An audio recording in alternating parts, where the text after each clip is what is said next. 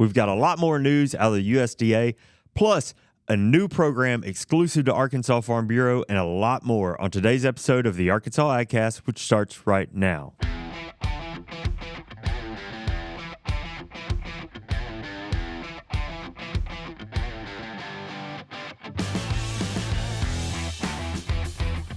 You're listening to the Arkansas AgCast, where we discuss the latest news, trends, and issues impacting Arkansas farmers and ranchers.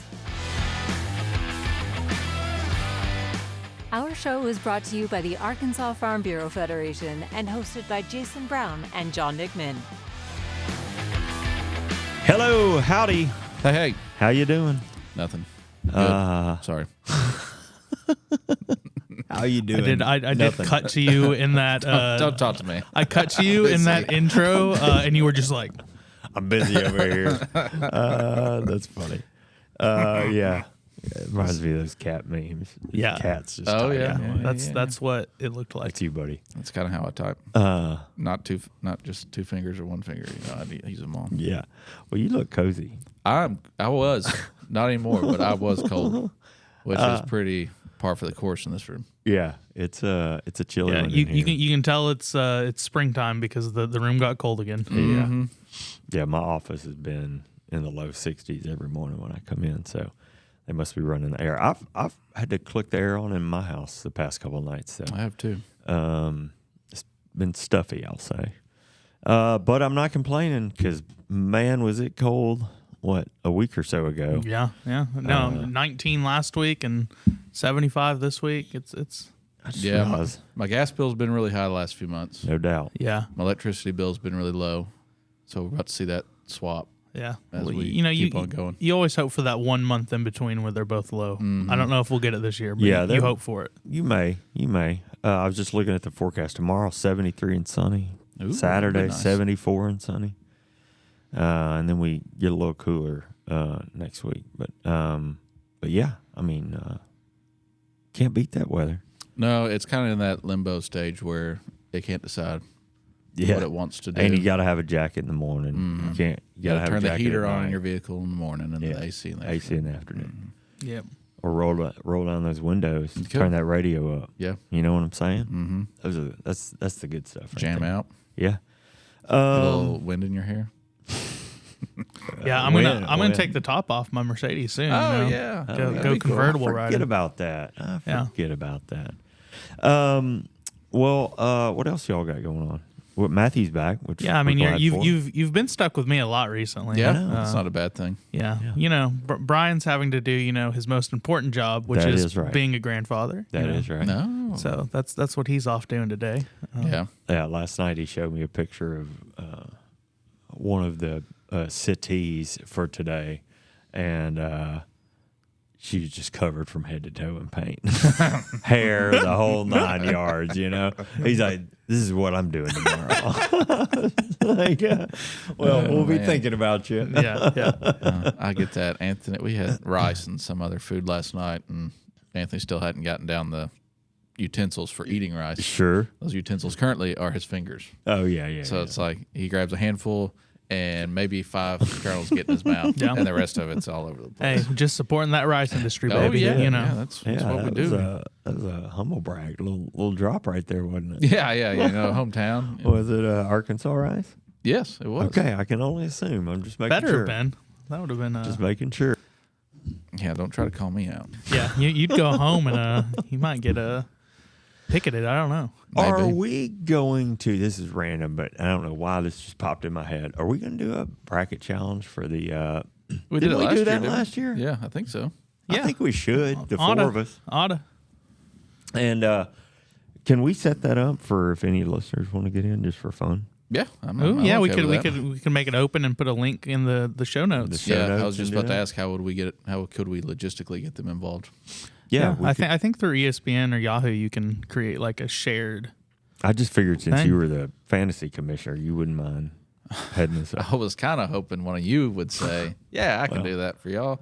Well, But I could probably set it up. I amongst could do the that. other things that I do around here, yeah, I think I can do that. okay. Oh, okay. John's taking it. I I'd tried giving let him an him. out, and he I'd just. let him. Yeah. I'd let I him. said I could. I think I could. No, do no, that. you took You it- seemed very adamant that you were was very trying to help. capable of doing. I was so. trying to help you out, but you just let me blow the torch out. So it's all on Well, you now, light it buddy. back up, buddy. No. It's yours now. I dipped it in water. It's over. What is the first?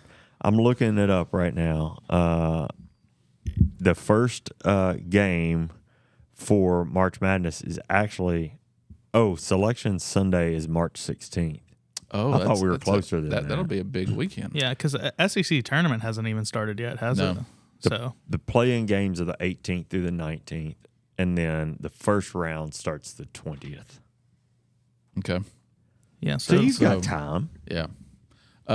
Speaking of basketball, Razorbacks beat Texas last night. Really? Yeah, we in swept 'em. overtime. What? So that was I shouldn't say this, but I didn't watch the game because I forgot it was on. But I caught all of the info today or this morning, so that's pretty cool. was Texas ranked or anything, or just I don't a think good so. old No. rivalry No. win? yeah, win. just rivalry. that cross-border rivalry, you know. Yeah, Rivalry week. Yeah, that's I hard feel to like I feel like basically everyone in college sports wants to beat Texas Yeah. at all times. Yeah, I don't think there's anybody that roots for them other than them. That's fair. Red Bulls also won last night. Who'd they pay? The Raging Cajuns? Yeah. Oh, So there we we'll see how the Sun Belt tournament. How turns out. are they in the conference? Well, we were first until last week and lost to South Alabama, which knocked us down to third. I haven't looked to see if any of that has changed in the last couple of days.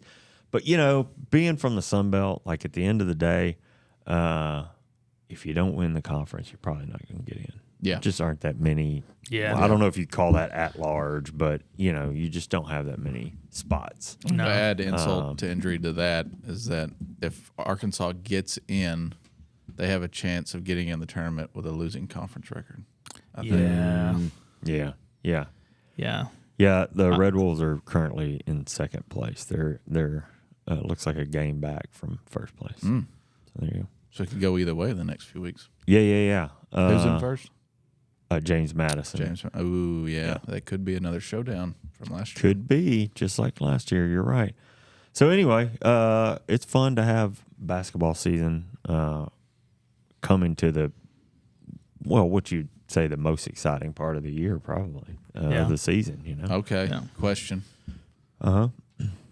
What is more entertaining or which do you prefer? Let's just go this far. If you had to get rid of one of them, Oh, okay. would you rather have March Madness or the NCAA bowl games? Football. March Madness is more fun to me. I agree totally. Yeah. Like, It's a little more I will entertaining. say the new national championship tournament system that they've got built in college football has increased it, Yeah. but I'm still I think there's more exciting storylines that come out of March Madness Yeah, of, I agree totally. Cinderella stories hitting to the Sweet 16, stuff like that.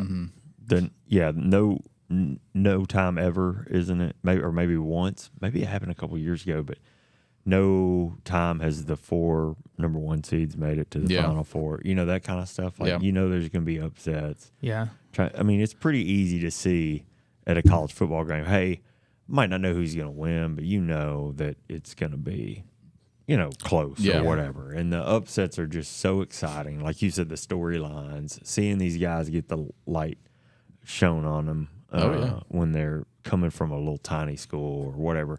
I mean, I'm thinking about, nobody knew who Gonzaga was without what school it was without basketball. Yeah. You know? Yeah. And that was probably 15, 20 years ago. I think the other thing is like you can be a player on a team and you don't really even have to win the whole thing. Mm-hmm. And you can be remembered for your performance there and potentially, make it to the NBA just because of how well you did. Because those smaller schools don't have the spotlight that that's it. An SEC or a Big East or, Big 12 team, whatever. So I think, you're perfectly correct in the storyline that comes with it. And the coaches too, right? Yeah. Boy, you see the coaches really start to shine and do job interviews real time. Yeah. In a lot of cases. The other side of that is that's how we got Stan Heath at the University of Arkansas because he was coaching at Kent State. Forgot about that. And did so well in the How many tournament. hours? How many hours? What do you mean? Is he the one, or is that Dana Altman that Oh, that's resigned? Dana Altman. Okay. He stared at everybody in the room while they were at the press conference calling the Hogs, and you could see it on his face, like, okay. He seriously didn't last. Is it 3 days? I think it was just a little over 24 hours. He slept on it and left. That's still wild. Yeah. Dana Altman. I just want to see if how long was he there? Well, John, while he's looking that up, how's your year one of Coach Cal? How are you feeling? There's a lot of rumblings out there, or I should say rumblings, opinions on the slow start and kind of bad play. And one of the common things you hear over and over again is that their bench isn't deep enough. Like they got their 5 or 6, maybe 7 main guys. Yeah. But they sometimes, I guess in the past, especially for Arkansas basketball, that I wouldn't call them second string, but starter Bs that come off the bench are just as good, if not just, Yeah, we've rarely had the top end talent, but we've usually had a really solid base, and this year it's not necessarily felt that way. We've felt very top heavy. Now the other my kind of opinion is that I don't know of any other coach or team in history that's had to rebuild from one player on the roster. That's true. He only had one player on the roster. Now, with NIL and the transfer portal and all that, a lot of teams are turning over. But there was literally one dude in the locker room when Coach Cal came to address the team. Wow. Yeah. So I didn't realize that. in your first time coach putting in a new program. Yeah. Now he did bring some guys with him, but Sure. there's still a lot of gelling. There's still a lot of figuring everything out. So I'm okay with it. Yeah, you can't judge. Something to be said for that. Yeah. I don't think in college sports, because the recruiting network is such a large part of it, I don't think you can judge really any coach on year one. Yeah. Year two, if you haven't seen progress, though, you start saying, all right. Yeah. Now, Musselman, his teams were traditionally here, at least at Arkansas, the same way. They started the season real slow. And then by the end of the season, maybe except for that last team or last year, they really got it together and shined. They were gelling. And Cal seems to be doing that with his guys right now. They need to win some games, make it in the tournament. And my hope, my standard, I guess, which I'm not really firm on, just make the tournament. Yeah. That would be great. Especially where we were at in December. If you can make the tournament from where we were in December, I think that you could call it a success. That's a winner. Yeah. And I do think, the inherent issue, we'll get off basketball talk here in a second, but the inherent issue is just that when you're playing with all, freshmen, first year at campus players, it takes a while. It takes a while for them to get comfortable in their own lives, being in Fayetteville and figuring out all that, let alone figuring out how to play on a basketball court together. Yeah. So I find it real interesting, though. I think it speaks a lot for the team as a team. I don't know a better way to say that, but when their point guard went down for the rest of the season, they started winning games. It's like they came together and finally they needed a rallying point. Yeah. Maybe that was it. Absolutely. That's interesting. Absolutely. I looked. Dana Altman lasted a little bit less than 24 hours. He was announced on a Monday, and on Tuesday, he announced that he was going back to Creighton, where he had coached for 13 years. Yeah, he's at Oregon now, I think, right? I don't know. I didn't realize that was 2007. I didn't realize that was I was in long school when ago. all that went down. You were up there. Yeah. Did Pelfrey come in after that, I guess? I think so. Yeah. Yeah. Well, that was a tough, stretch of 8 years of basketball program. Well, I won't get into that, but it makes you ask what was tougher, that or John L. Smile. That was pretty bad. Oh, anyway. Tuesday we had a pretty big event, didn't we? Yeah, we did. Farmers Day at the Capitol. It was Tuesday. Thanks for moving us along, Matthew. That was fun. That was a big one. It was really a 2-day event. We sent out a post-event press release yesterday about it. Started Monday evening with an event downtown, reception and fellowship, and some remarks from a couple of elected officials, including Speaker of the House Brian Evans, Senate Pro Tem Bart Hester, and Lieutenant Governor Leslie Rutledge. Yeah. Addressed our membership on Monday evening. And then we were back in West Little Rock Tuesday morning for breakfast before we headed down to the state capitol, and a pretty full day of activities downtown.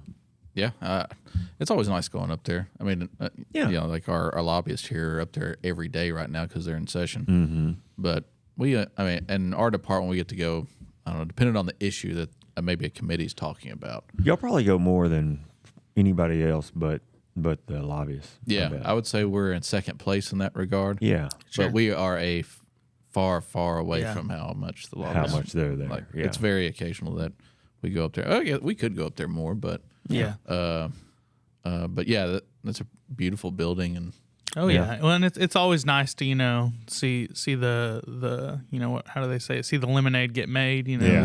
See the work being done, and it's great to see our members, farmers there, and how much the legislators respect the farmers and ranchers, and go out of their way to recognize them and come out and shake hands, talk to people. I know we were competing with State Police Foundation the Monday night, and we still had a great turnout of legislators. I know some went to both, but there was competing interest, and folks came out for our farmers and ranchers. Well, yeah, two events is tough for anybody to make it to, especially after a full day of work. But after lunch, so we got to go to the Senate or the House and move back and forth and see how all that goes down. That was really cool. I think a lot of our members really liked that too. One thing I noticed where I'm assuming it's a tradition. I just need some clarification on this. Yeah, sure.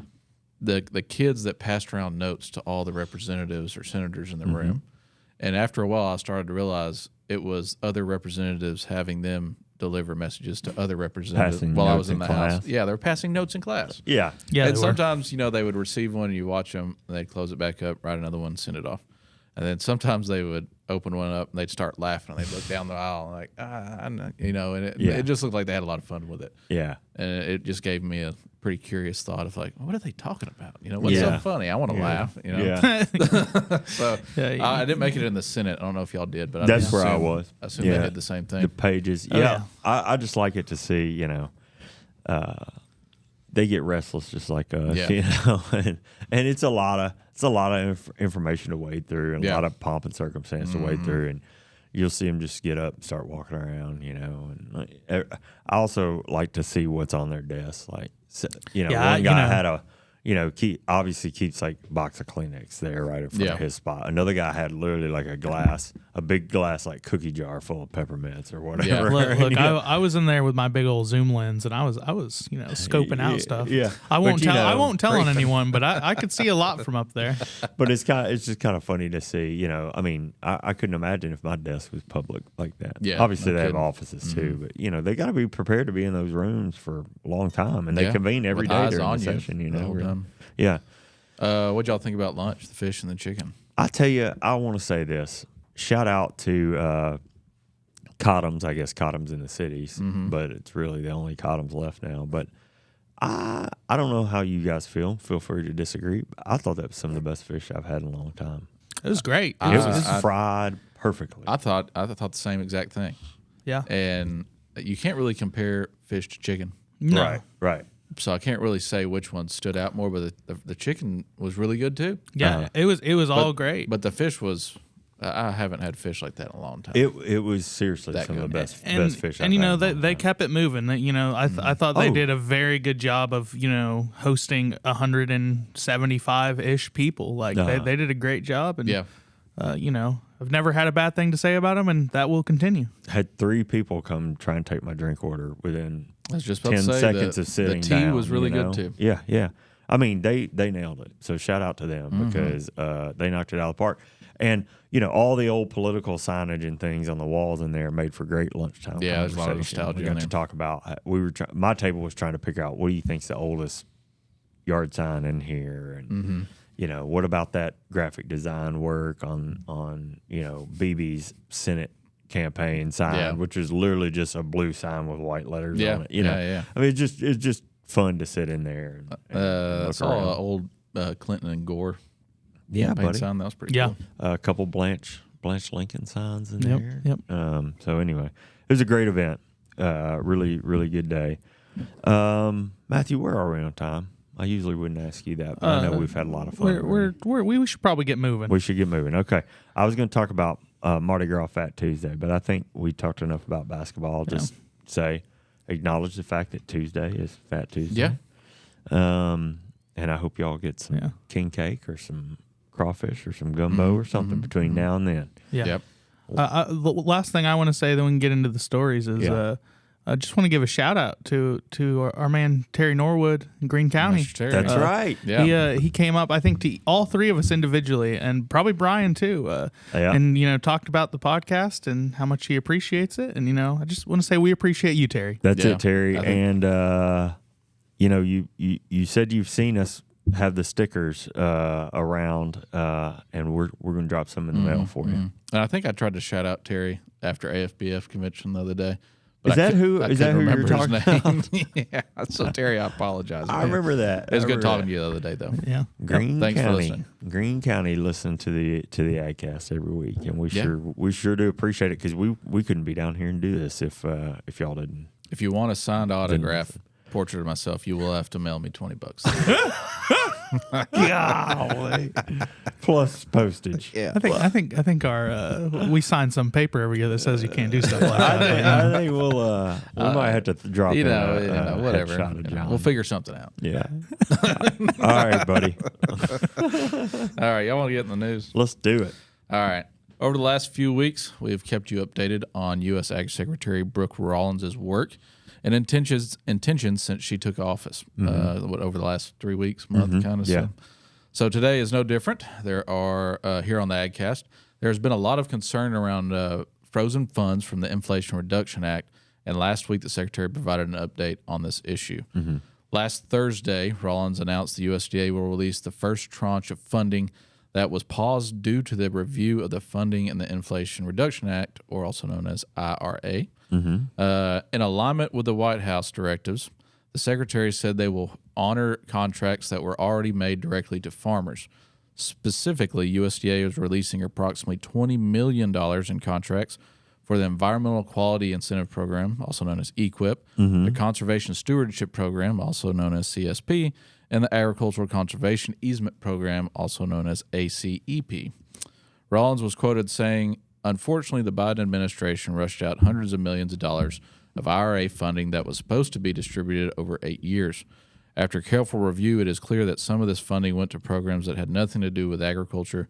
This is why we are still reviewing.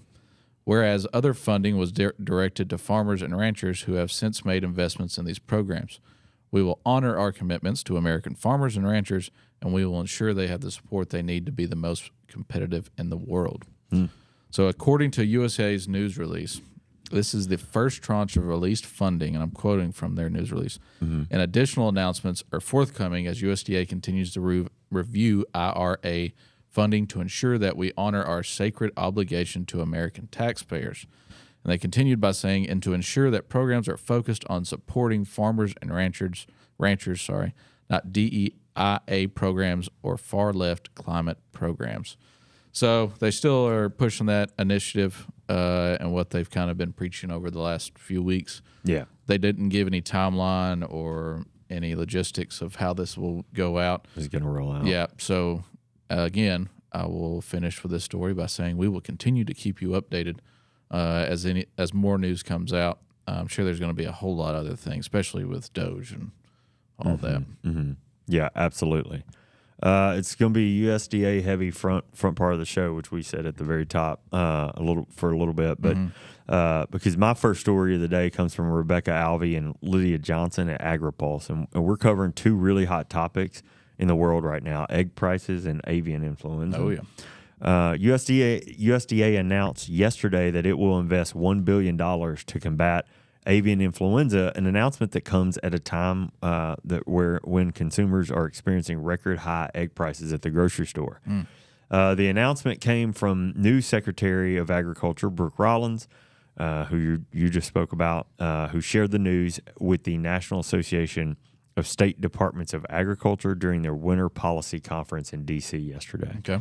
The funding will be driven by a multi-pronged approach, according to Rollins. This includes feedback and developing pathways for a vaccine.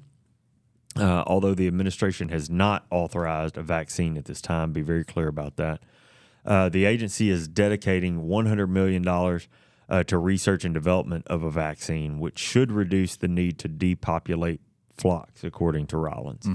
Although some industry groups have raised concern over the potential impact of vaccines on trade in broiler chickens. I think we had that conversation a couple of weeks ago, perhaps. So still seeing that push back a little bit.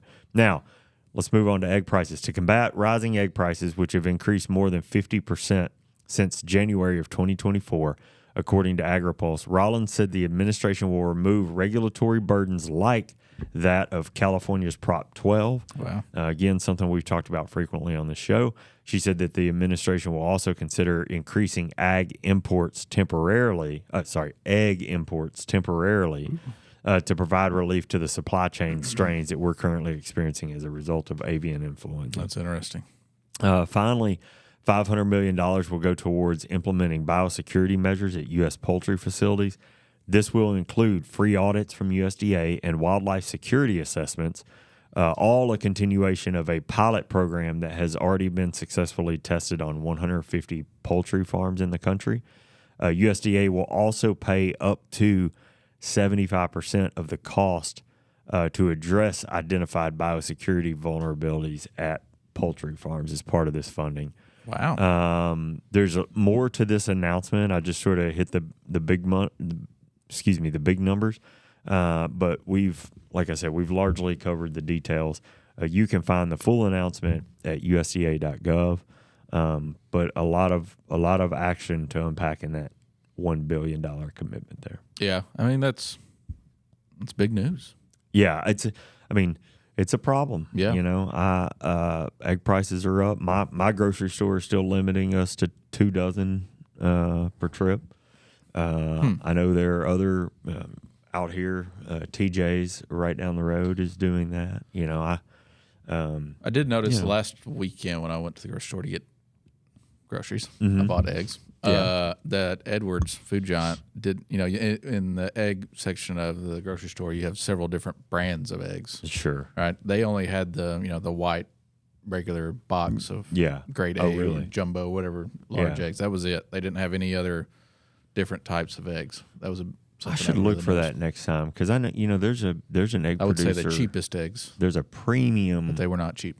Right. There's a premium egg producer that's based here in Arkansas. I won't use them by name, but I'm curious if they're having supply issues like that too. Yeah, but again, they're a premium producer. They're not the cheap white eggs. I'd also like to know if they're going to import eggs, where are they going to get them from? Yeah. So not disclosing, the article went into that, not disclosing any countries that are being negotiated with right now. But sounds like there are several in consideration, and I think the emphasis there is on temporary. Yeah, the temporary importing will be interesting to see too. If tariffs are introduced into those conversations, depending on where they're coming from. So, all right, probably so. Let's take a quick break from the news to hear about Farm Bureau health plans of Arkansas. Are you tired of one-size-fits-all health coverage? Welcome to Farm Bureau Health Plans of Arkansas, where you're in control. As a benefit of Arkansas Farm Bureau membership, you could save up to 40% compared to traditional coverage. Plus, you get comprehensive benefits, can enroll anytime, and access to Arkansas Blue Cross and Blue Shield's comprehensive network. Arkansas, we've got you covered. To join Arkansas Farm Bureau or find your plan, contact your county agent or visit arfbhealthplans.com. All right, my last story of the day. Oh, I know you're excited for this one. Man, I'm itching. I'm almost shaking a little bit. So that's just how cold the room is. Yeah, true. It's just the temperature. True. The excitement plus the temperature has really got me shivering. Amped up. Yeah. Well, I have some big news. Yep. If you can't tell. Yep. To share with you all regarding a new program being launched here at the Arkansas Farm Bureau. We've been keeping this one in our back pocket for almost a year, so I'm very excited to finally share this one. Since I started here at Farm Bureau, our specialty crop division has been trying to find a way to help promote local foods and farms in the state of Arkansas. Relatively, we've made a lot of progress in that regard, I think. Yeah. A good example would be the farmers market at state convention, advocating for the state meat inspection program a few years ago, partnering with other local food communities, and sponsoring events within this particular sector of agriculture. Yeah. So with all that, we thought it was time to add to our portfolio, if you will. Yeah. And with a little guidance from our friends at Georgia Farm Bureau, we developed a new program called the Arkansas Farm Trail, or as we like to refer to it sometimes as the AFT. AFT. Right? Okay. Yep. So the AFT allows farmers to share their story, connect with consumers, and increase visibility for its members who produce direct-to-consumer products. This first-of-its-kind Arkansas program will connect consumers with local agriculture and teach Arkansans about the state's agriculture industry. In the first year, AFT will include more than 20 farms across 16 counties. All farms participating in the program grow or raise at least one food product and sell that product on the farm. This farm-to-shelf experience allows farmers to showcase their products and emphasize the importance of buying local while teaching customers how their food is grown and produced. Farmers in the program will offer fruits, vegetables, grains, meat, canned goods, and much more.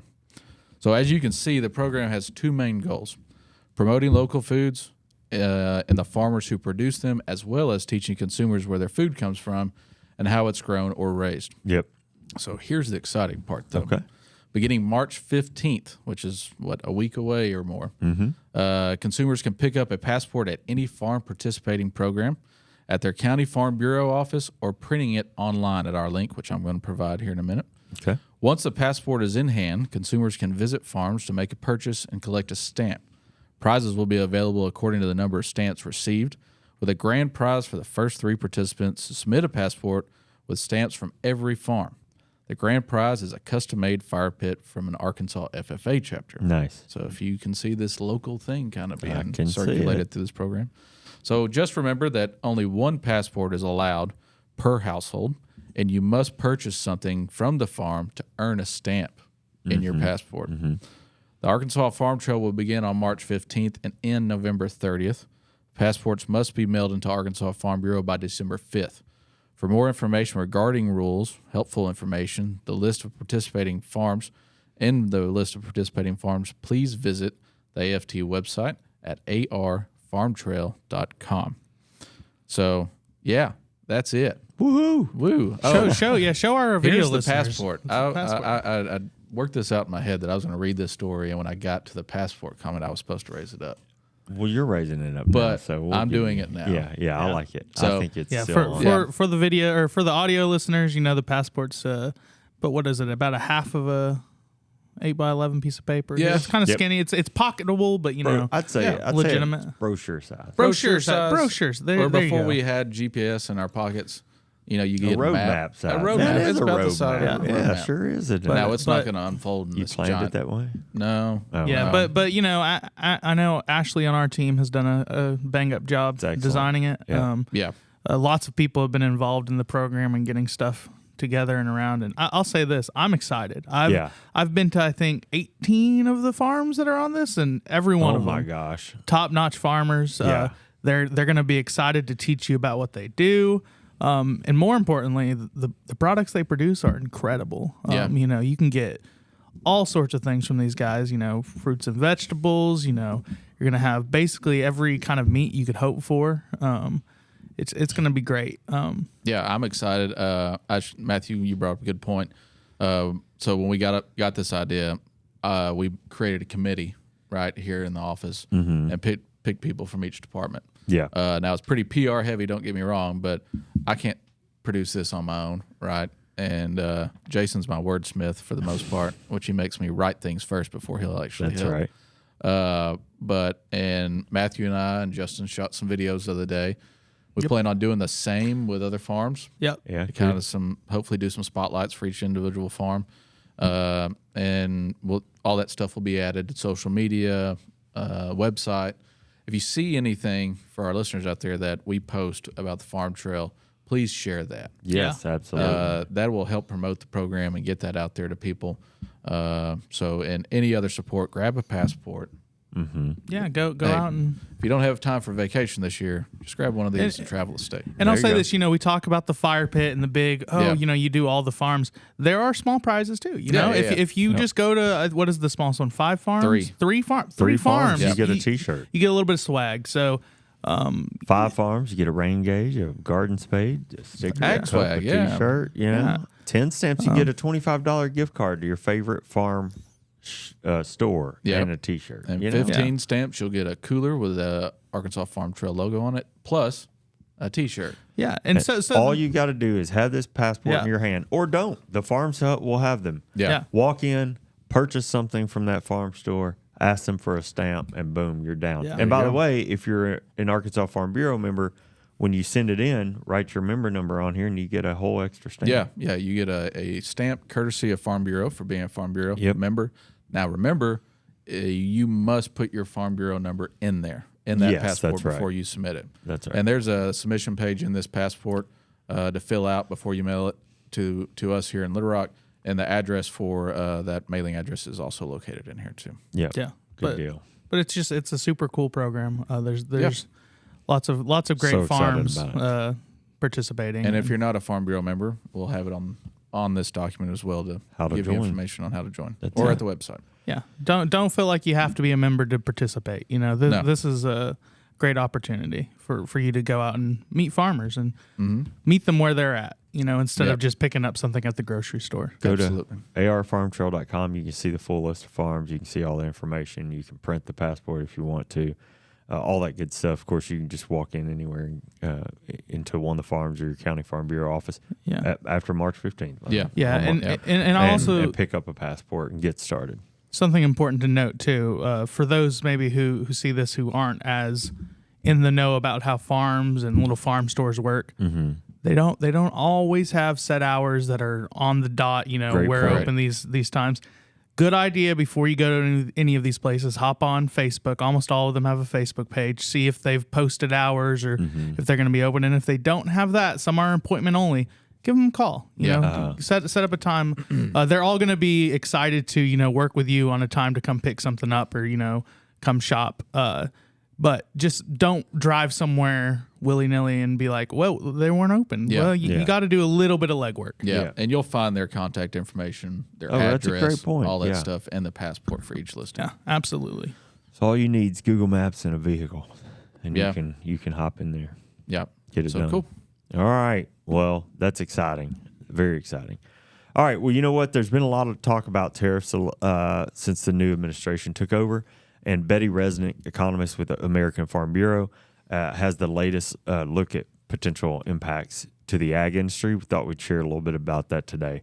So tariffs on Mexico and China are actually set to go into effect next week. And Canada has already announced plans for retaliation. These retaliatory tariffs come from a February 1st executive order from the White House, which threatened to put 25% tariffs on most Canadian and Mexican products and 10% on Chinese products starting on February 4th. Okay. So while those tariffs on China went into effect, the tariffs on Canadian and Mexican products were paused. Prior to the pause on tariffs, Canada pushed a large list of goods that would face a 25% retaliatory tariff, many of which are ag and food products. Yeah. Okay. So for ag products, Canada's list included almost 400 individual products that they plan to charge tariffs against. In retaliation, these included some poultry, pork, and dairy products, several row crop products, including wheat, barley, and rice, some fresh fruits and vegetables, such as oranges, tomatoes, and green beans, and a whole bunch of processed food products like chocolates, pasta, and soup. They're growing oranges in Canada? No, this is what they're going to add tariffs to that are being I was imported like, from whoa. the U.S. Wrong direction. Yeah. Did you fall asleep indoor? over there? Indoor oranges? The tariffs on Mexico and Canada are set to begin, as I said, next Tuesday, March 4th. That means Canada's retaliatory tariffs would also enter into force next Tuesday. Yeah.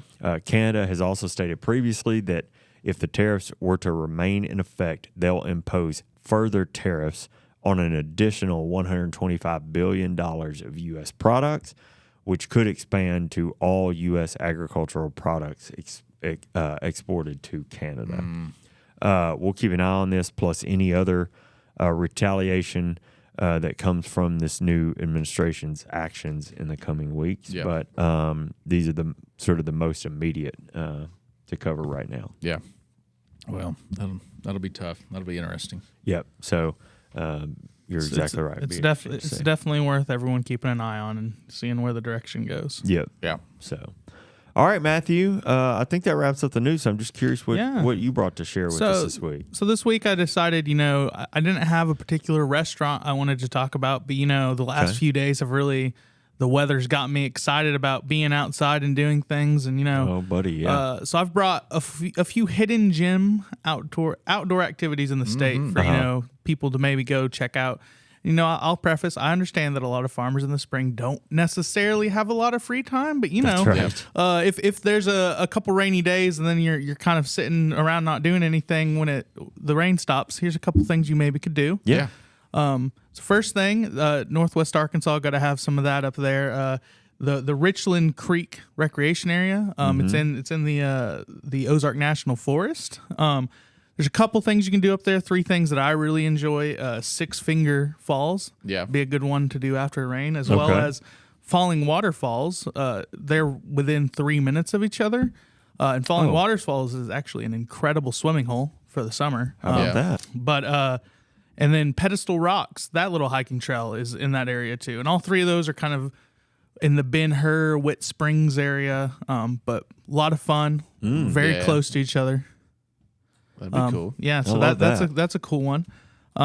Second one for us Central Arkansas folks, the best view in all of Arkansas is an hour away from Little Rock. It's Flatside Pinnacle. Yeah. This is not Pinnacle Mountain. It is Flatside Pinnacle. This is a part of the Washita National Forest. And it's about a 0.2 of a mile hike. It's real easy hike. I mean, you are going uphill, but it's short. But you get a 270-degree view all out into the national forest, which you're looking out. You don't see a road, a house, or anything. It is the prettiest view in Arkansas. And where is that precisely? Yeah, so if you were taking Highway 10 out towards Perryville, as you get to that turn, you cut off into the national forest. There's kind of 2 ways the GPS might take you. One way takes you past Lake Sylvia. But the other way, you kind of cut down south. So would you take a left, like south on Highway 10, and then it's almost the first right? Yeah. That's in the past few years, I know they've put signs up, so it's a little bit easier to find. But you do go down quite a bit of dirt road. Probably don't take your Mustang. Take a truck or a Jeep or something. Don't take my little Mercedes. That'd be a bad idea. It's a pretty drive regardless. But it's a very pretty drive, a very nice little spring activity for folks in that area. Next one, going out to the Delta, Louisiana Purchase State Park. Yeah. It's itty bitty. There's not much. It's near Brinkley. However, it is just a super cool, little hike. You're on a boardwalk. Yeah. Going through the swamps. You kind of are getting a view at maybe what the Mississippi River Valley looked like 250 years ago. And it's just really cool. I will preface, don't go in the summer. Too hot? Too many mosquitoes. This is a springtime activity, here in the next month or so before. When Harrison goes to the Delta. That's a Harrison native's lesson. A northern Arkansas really remembers the mosquitoes he experienced in southeast Arkansas. I famously got 600 mosquito bites one time in Canada over a week period. So, anyways, great place. If you're in the Delta, it's probably pretty close to you. And just cool little hike. Take the kids. Good time. Final one, we'll go more south towards Star City.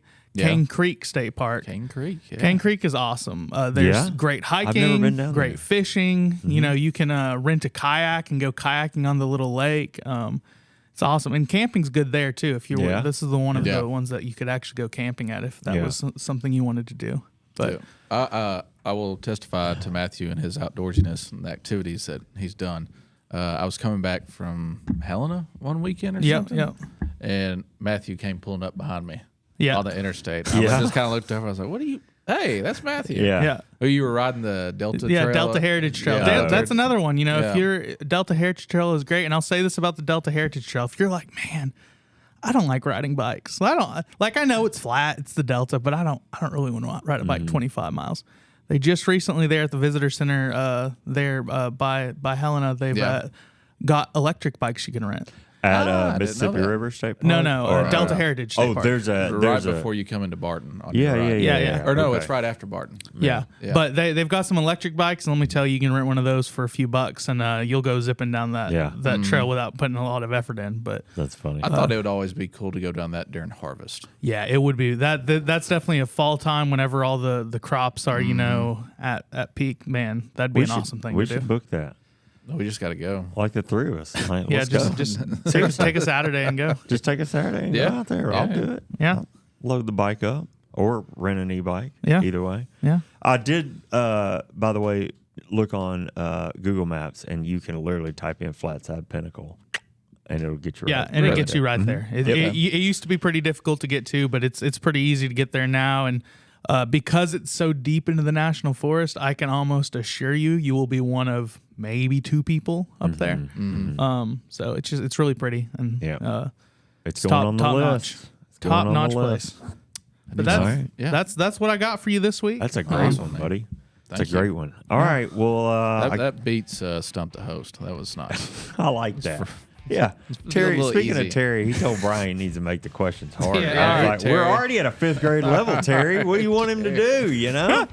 So anyway. All that. right. Well, that wraps up the news for this week. Thanks for following along with the Arkansas AgCast. We're grateful for you taking the time to watch and listen. Yes, of course. Remember, you can catch new episodes of the show every Thursday afternoon. Find video episodes on Facebook and YouTube. Listen to the audio version wherever you listen to podcasts. Make sure to subscribe and leave us a review when you have a few extra minutes. The Arkansas AgCast is brought to you by Arkansas Farm Bureau. I'm Jason Brown, And I'm John McMinn. and we'll see you next week.